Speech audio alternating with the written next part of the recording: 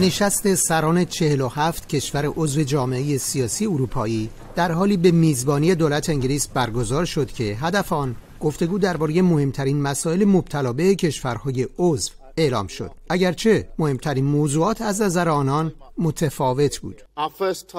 نخستین وظیفه ما امروز این است که ثبات قدم خودمان را در پشتیبانی از اوکراین اعلام کنیم. همچنین امروز باید با چالش دیگری که به یک بحران در قاره اروپا مبدل شده است مبارزه کنیم و آن قاچاق انسان به این قاره است.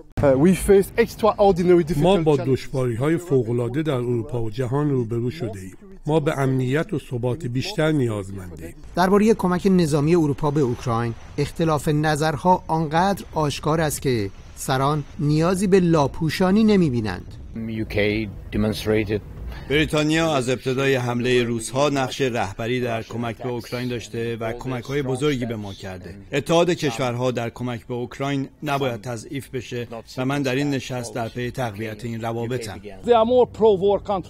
آنها معتقدند که به صورت نظامی می‌توانند ارتش روسیه را شکستند، در حالی که من چنین اعتقادی ندارم، زیرا به نظرم جنگ راه حل این بحران نیست. به نظرم این بحران را در میدان نبرد نمی‌توان پایان داد و باید در پی آتش‌بس و گفتگوهای صلح بود.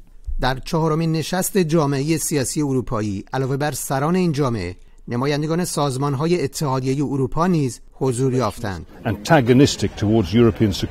رویکردها و سخنان رؤسا و نمایندگان اغلب کشورهای عضو این جامعه نشان داد از احتمال روی کار آمدن ترامپ به عنوان رئیس جمهور بعدی آمریکا نگرانند.